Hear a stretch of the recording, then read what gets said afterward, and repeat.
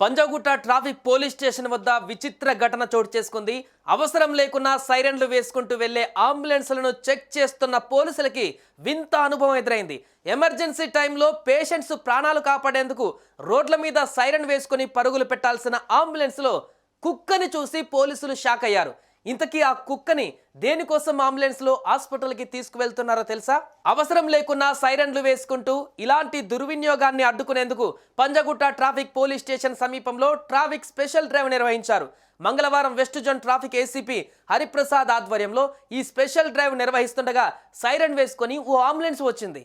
అంబులెన్స్లో పేషెంట్ ఉన్నాడా లేదా అని ట్రాఫిక్ పోలీసులు డోర్ తెరిచి చూడగా ఒక్కసారిగా కంగు తిన్నారు. అంబులెన్స్లో బోన్లో ఓ పెంపుడు కుక్క కనిపించింది.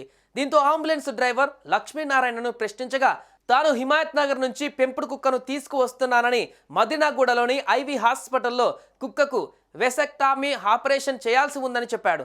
వెసెక్టామీ ఆపరేషన్ చేసేందుకు సైరన్ వేసుకొని ఎందుకు వెళ్తున్నావని ట్రాఫిక్ పోలీసులు ప్రశ్నించగా నీళ్లు నమిలాడు. దీంతో అంబులెన్స్ను స్వాధీనం చేసుకున్న పోలీసులు కేసు నమోదు చేశారు.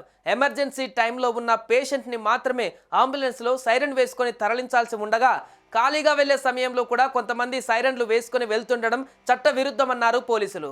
పెంపుడు జంతువులను తరలించేందుకు కూడా అంబులెన్సులు వాడడం, వైద్య పరీక్షల కోసం అంబులెన్స్ సైరన్ వేసుకొని వెళ్తున్నట్లు దృష్టికి వచ్చాయని అన్నారు. ఇందుకోసమే స్పెషల్ డ్రైవ్ చేపట్టినట్లుగా చెప్పారు.